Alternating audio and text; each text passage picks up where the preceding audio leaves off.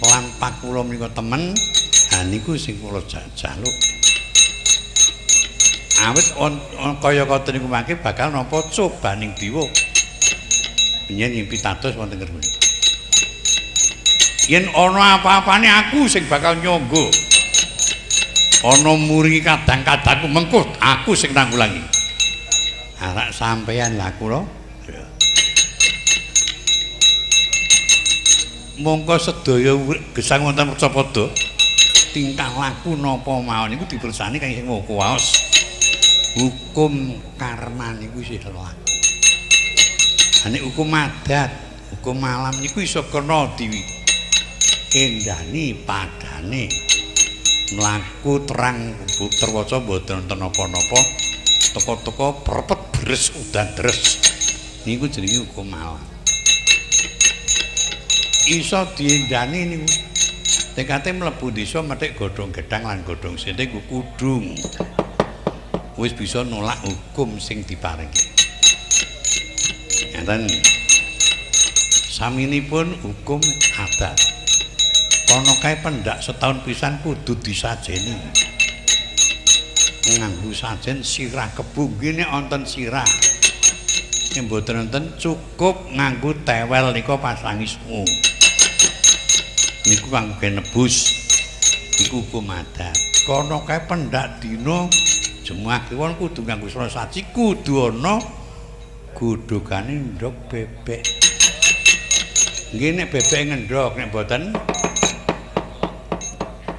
methik pentil sawu nika yu dicet niku pun kaya ndok bebek aku iki Baladewa lah sing ngomong sampean Marwata ya sapa kok dadi kowe mejang karo aku mboten kok mejang ngengetaken mbok menawi menika mangke kalipun sing baku Petrus gelem bali ora gelem bali ora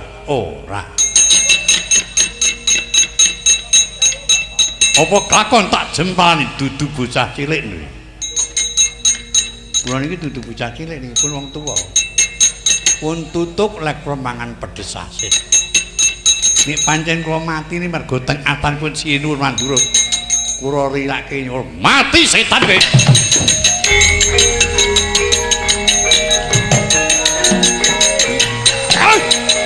oh ingat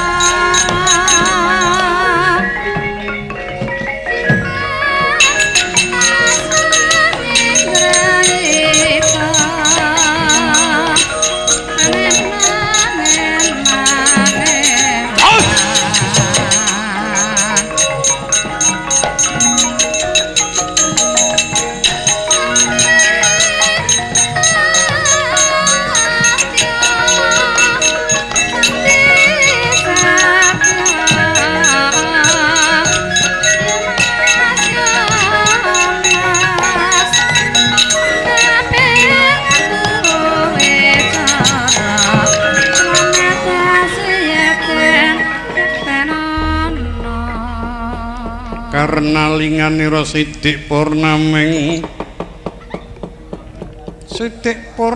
mancat jajanira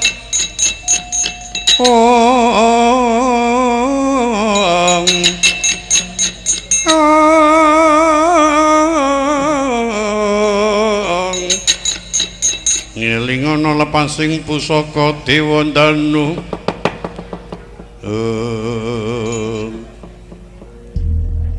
Koko Prabu Pripaduka ngantaraken sembah pabekti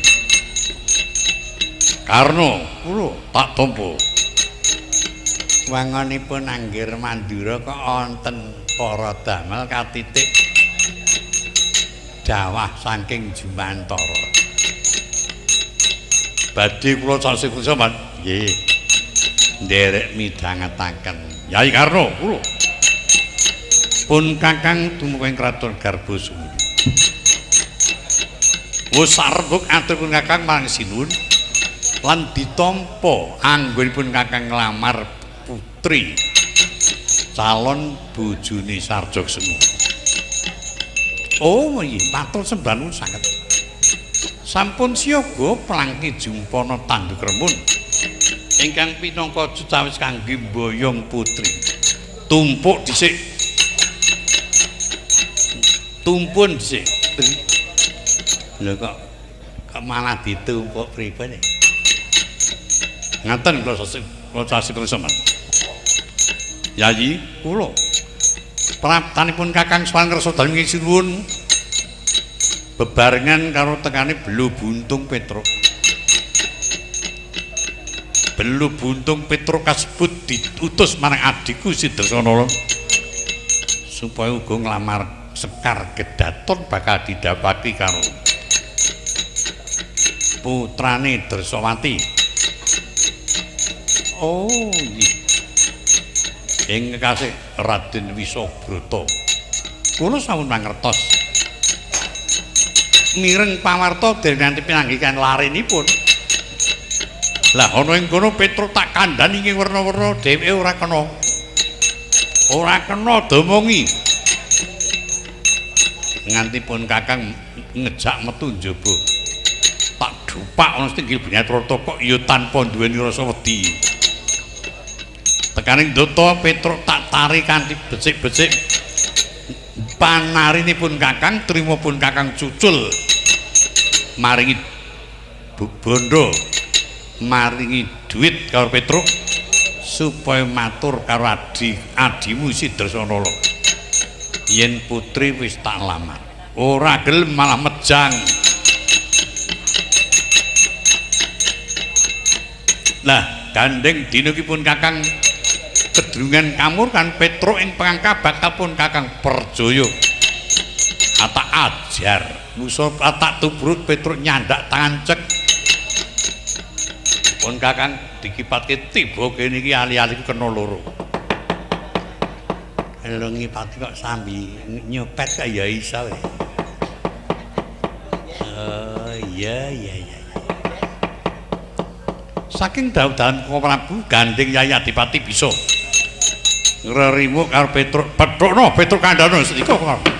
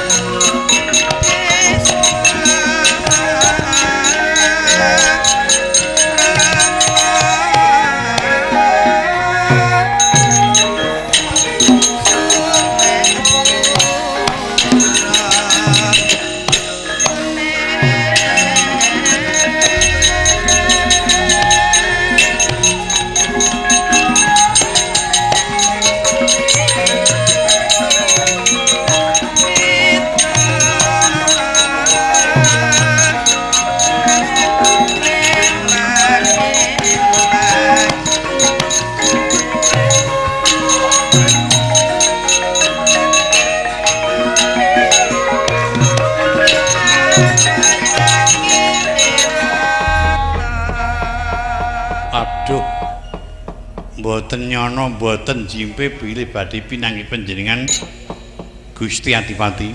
Iya Petruk. Sungkem bekti kula konjuk. Iya tak tampa. Bapakmu ora apa-apa to, wilujeng nggih. Adikku Janaka kepiye mboten nate sowan mriko. Ora tau sowan madu apa sebabe? Gawean kathah. timbali mriki. Aku ora mligi ngetutake Janaka pundi sing ngene okek nggih.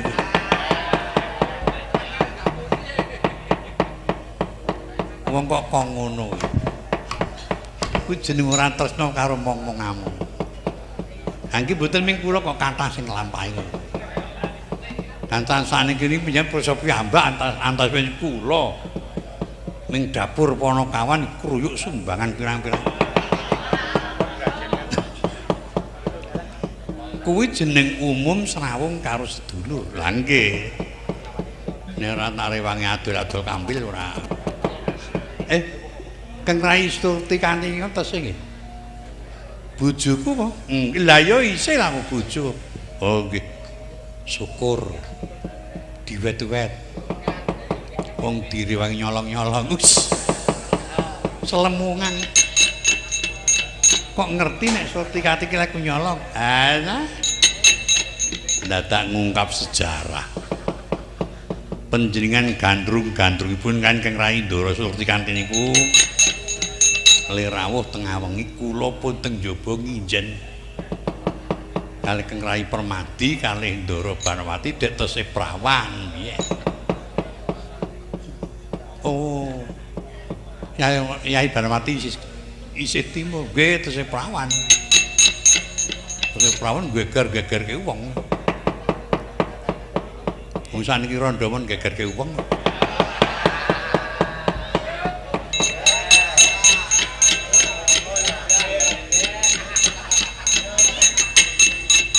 Kok ngerti antahipun yen rawuh wonten kedaton jam 1:30. Totok-totok sur. Masur apa ya? Surti Kanthi nika kaya kula nggih. Apa bodong?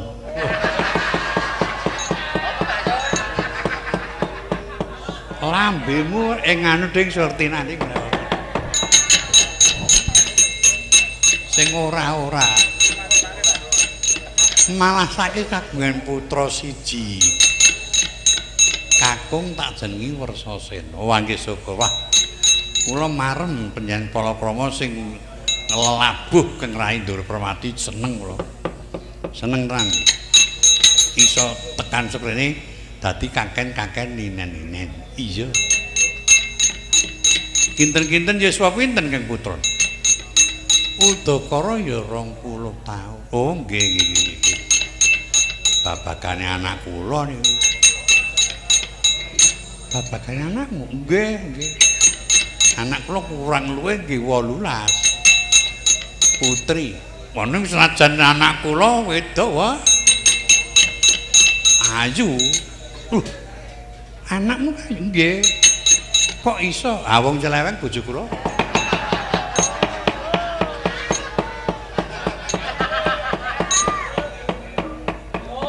Timbalan saking penurut tenimbangane nganggur kan. Bisanan apa? Ayo ora apa-apa. Ora apa-apa saiki anakmu nandi. Pun mati. Wong kene ra kal wong anak mudar apa-apa. Petruk, lho aku tak kandha ya. Nggih. Kowe tekan kene nglamar Dewi Indrawati. Nggih. Sakersanipun Ndara Ayu Betari Dresanala badhe pun dapaken purunanipun. Nah, ingin kekasih Raden Wisabrata. Gandeng kuwi bakal didhawuhake karo Sarjoksuma. Matura karo Diajeng Dresanala menawa wanita kasebut bakal tak jaluk tak dapake karo Sarjoksuma. Wedine yen pancen prunanku kepingin bakal palakrama si Wisabrata. Kon milih wanita sak lingkubing kraton Ngawangga. Mengko sing nanggung jawab aku. Aja melu-melu. Sing mantu Diajeng ning mengko aku sing ngrakati. Wah, nek janipun upama kula ngaten nggih seneng. Ning gandeng menika Ndara Dresanala niku ya marem-marem niku wong katresnanipun Kang Purnan menika kaliyan Putih Garbos Mundi pokokipun dipun bantu. Kowe bali yo Ah boten. Yen ora manut karo aku apa kelakon aku iki muring kowe tak pol tangan. Gusti kula sasi prisa nggih. Penjami kok namung titah sewantah. Dukanipun sinuwun ngawangga menika wau duka ingkang nerjang serak. Nerjang sarak nyingkir leres. Yen kanthi dasar mekaten ampun mari kok panjenengan macan ngamuk mongko wani lho. Rasa tangan cepat.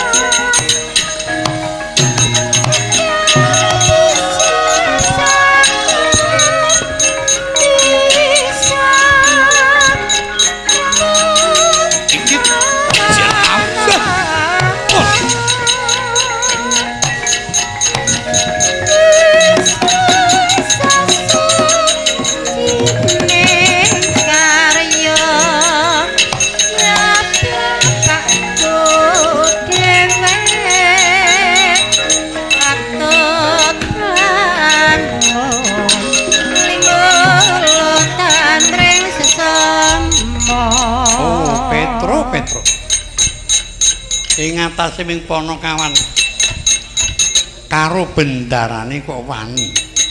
Lara apa sing tok jaluk tok anggap enteng apa kowe? Tangi kok entane gedung. Paman Sengkuri nggih. Plus mangertos angger dipati duka kalian Petro. Rada mangkal karo Petro ketok ngenyek. Ampun kasing mboten apa-apa. Mangke kula ajari, Pak. Orang rumah ming Ponokawan. Randek rek nyiwara saenakmu dhewe.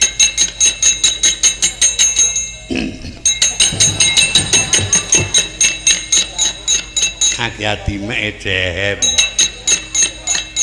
Tunggal dhewe sengkune grumat-grumut. Pengaco ae. Pengaco, pengecut. Nek muni ngelek-elek Pandhawa iki entek golek kurang amek. Burung karwane cengele dhek iki apik. Iya, angger marahi hati-hati. Ana wong tak klonyomi temenan.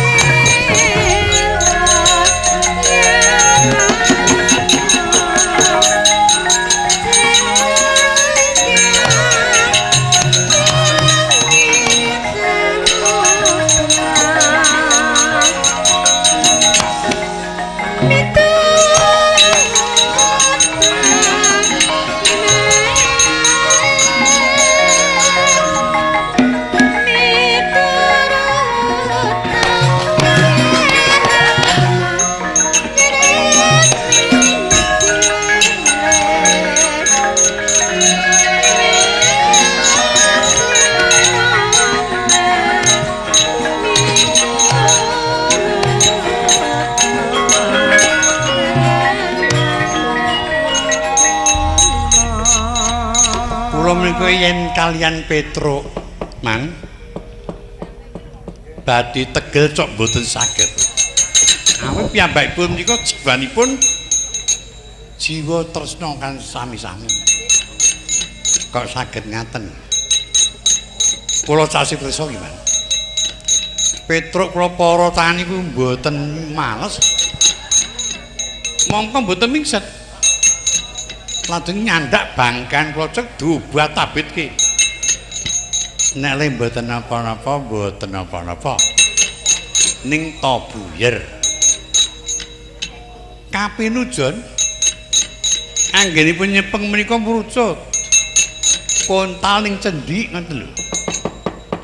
Tututi Petruk mlayu. Sareng Petruk pun kliwati kula.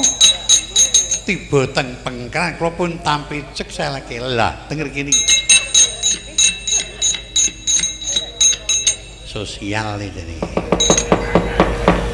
nampan cek seleke lah nggih lah saenipun wonten ngajengan nyembah kalian mlampah gleleng nika lambene menjep oh ngece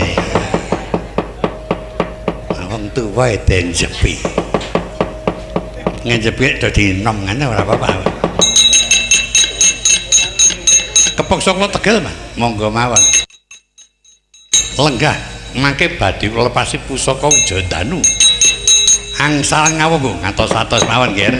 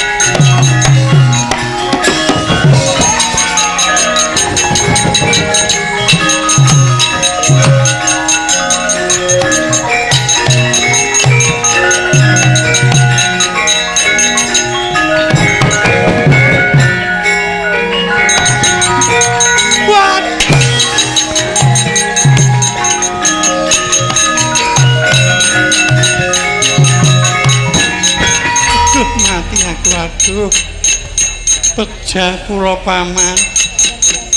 Aku iya. Paman sing wong tuwa kok ora dong. Wong agek kahanane kok ngene kok ya adus. Anak ade kok sak kathoke kaya ora.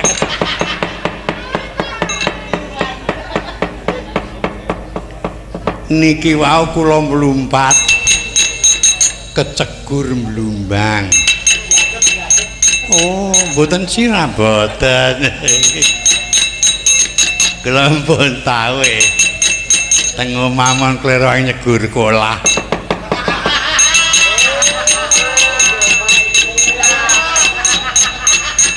Lah sebabe wis kebacut mendem.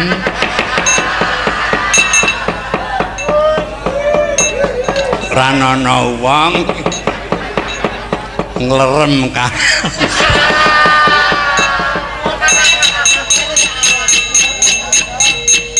Malah sing ora-ora kebagya kula nyegur kolane. Ampun ngendika kalih sinten-sinten. Malah dumungke ning tratak ngono.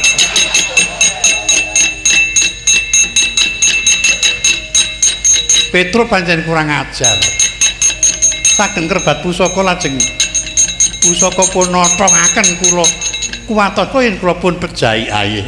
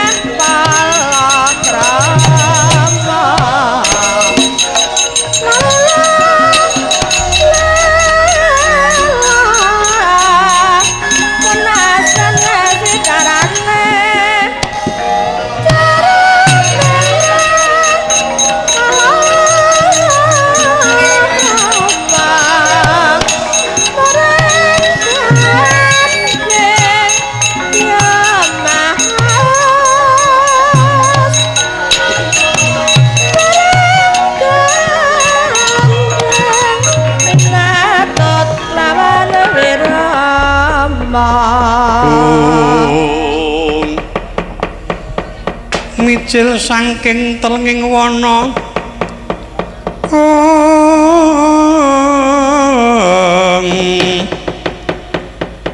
andulur lakuning sang Puspadenta ing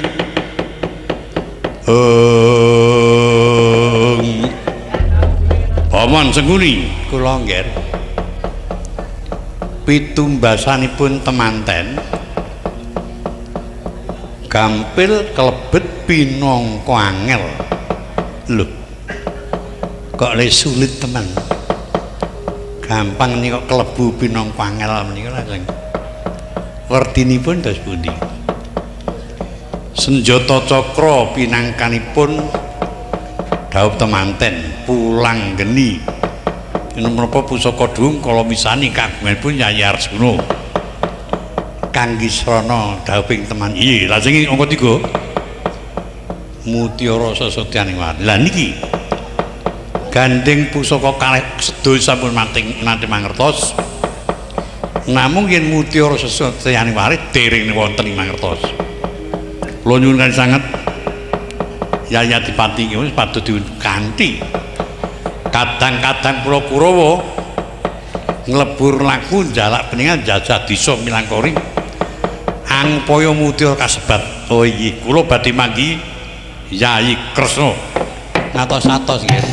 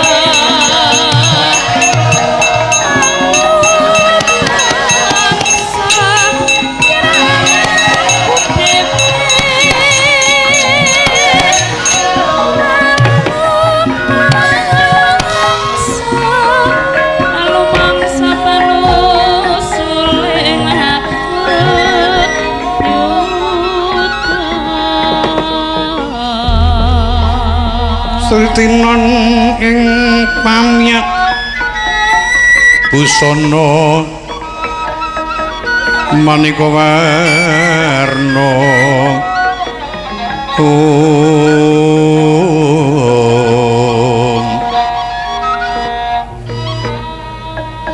renggeng kencana abro bandira layu kumitir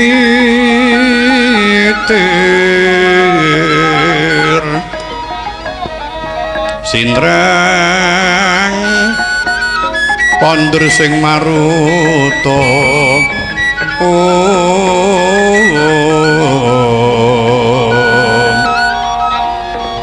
serna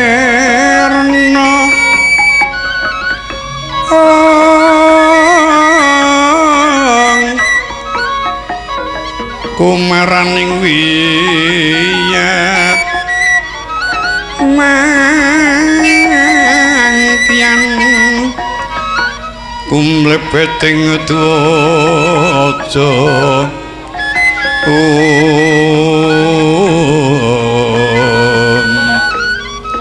surusu brasta kayu kaprapal ron mawuranjraing siti ron mawur kaduping angin kukila bubarasu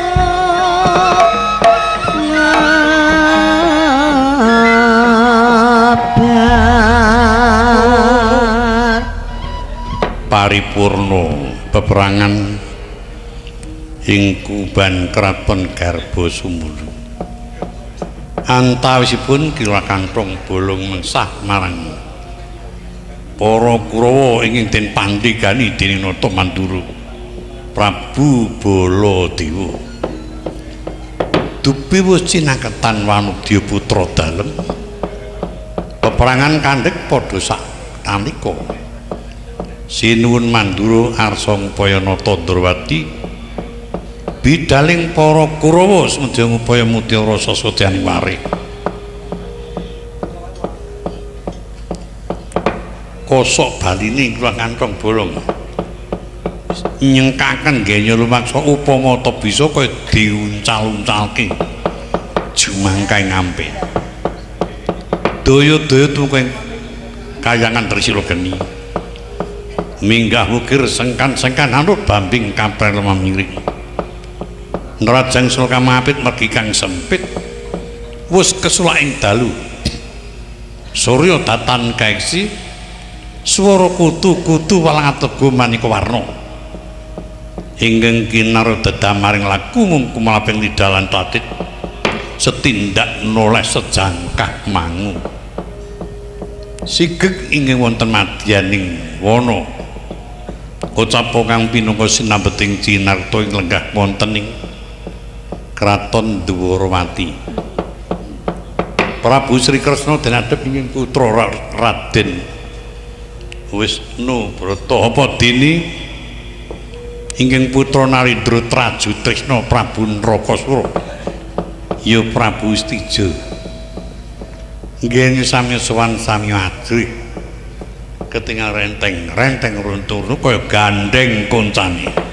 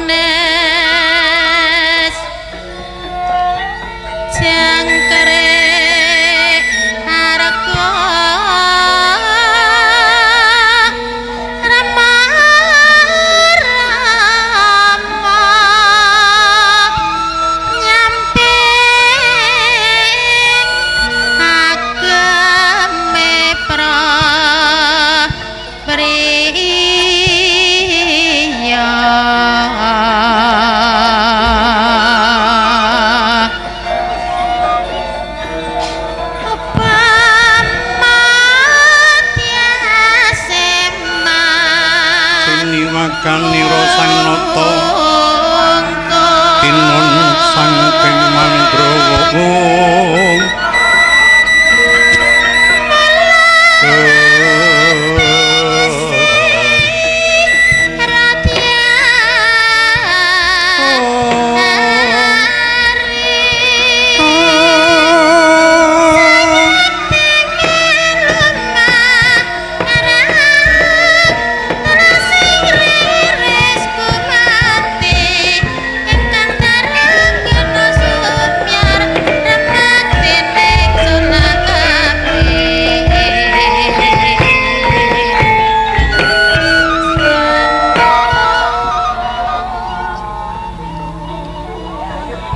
punika warnanira ing kraton Ndrawati ya kraton ing Dwaraka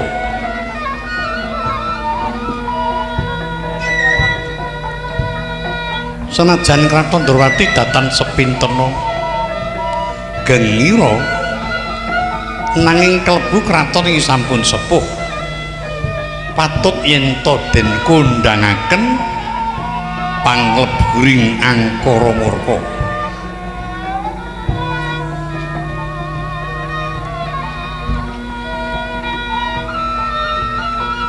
awit kraton iku jaman semana dipun lenggahi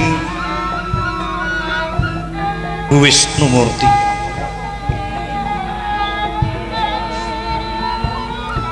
Natkala Prabu Wisnumurti nampi paswargan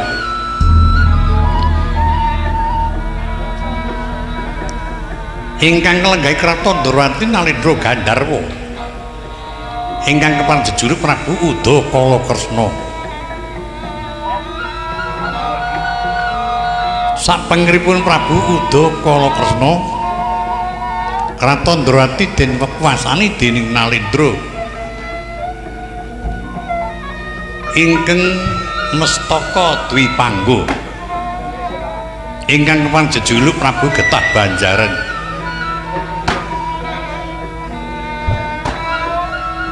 Prabu Getah Banjaran musna ingkang wasani Nalendra Ndrawati Nalendra sepuh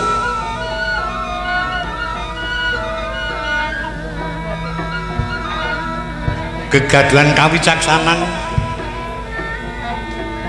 ingkang jejuru Prabu Narasingha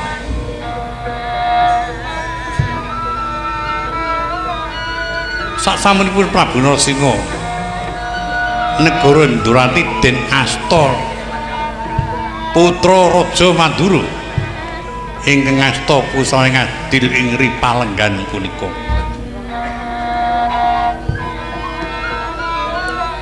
ingkang kepanjejure Prabu Bathara Kresna ya Prabu Alimurti Sastra Sumpena ya Padmanaba Nalendra kang langkung wicaksana ini saderengipun winarah gegaduhan pusaka Triprakara kang manjing dadi pasmaning urip Senjata Cakra Puspita Wijaya Kesuma lan Kaca Paisan ing kono pinangka dadi wasemon urip sangeti marang pamuleting budidaya lan rasa rikala ngrasa keprabon ingkang sinuwun lenggah mengkeraken para abdi bedaya ing wonten pasiban netepi kewajiban ingin tansah secaketan putra ing Dajeng Darsana satriya Paranggaruda ingkang kakasih Raden Samba Raden Wisnubrata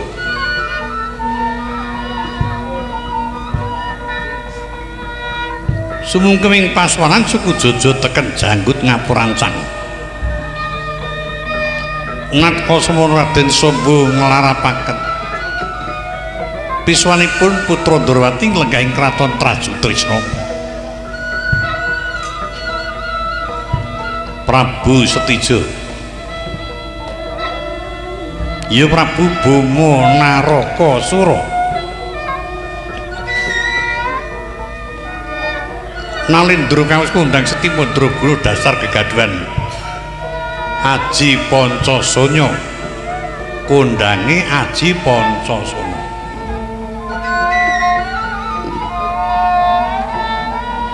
kena lara luputing pati prandini datang darbi watak ingkang kongas datang darbi watak ingkang kumalungkung lenggah jajar wangkang paman Raden Sencaki Raden Resmindra Raden Singamurang Jaya kang mungging pangeran sang nindya mantri muka pangarsa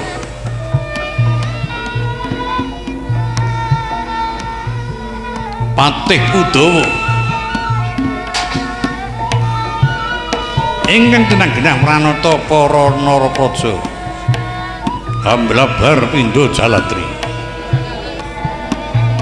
sirep paseban bendhike panca jamyumi mangkung tanpa tinabuh minangka hormatipun ing jero yen topin jusine waka ing Kunharsa kadar pangandikan kepareng Ruci Tanggri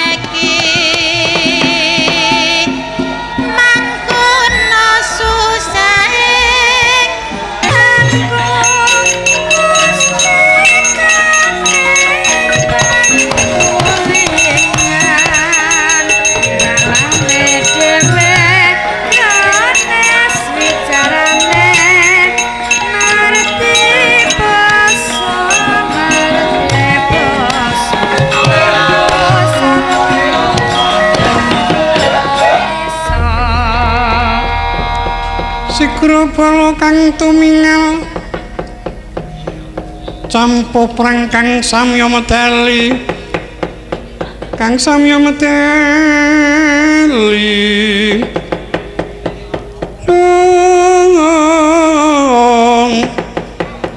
lir tatis wilting godhong danyangkung manguncang niti benjang sangat dimicil latinyo medali wuwus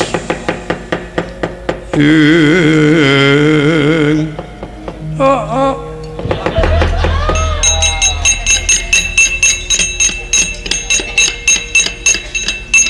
aku tak takon lho kok dadi kok muni oh iki muni wae wong tekate ora memangane kok ya iya Guk Lun aku tak ngendikan kowe menengo sikil kowe menengo rasa omong apa-apa sinambi karo mangan-mangan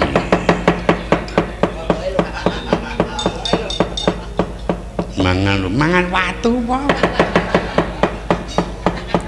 Aman Raja Swara wonten dawuh nggih dados sedaya Purwadya Bala ing kadhahan sikap dedamel menika istanipun lepat. Oh lah.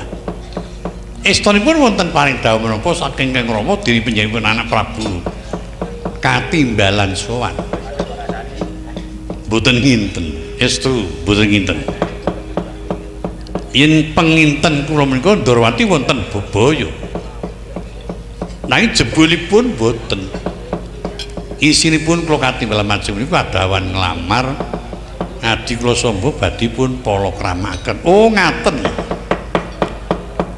Ewa dene man putri ingkang kekasih Dewi Indrawati pun Prabawati menika mboten namung tunggal kalih tiyang nanging saged kelampan ratu-ratu Mancanegari. Menika ki badhe mboyong wanita kasebat. Sebabipun menapa kok kangge perbatan kados jagat menika namung sak godhong kelor janipun ngaten.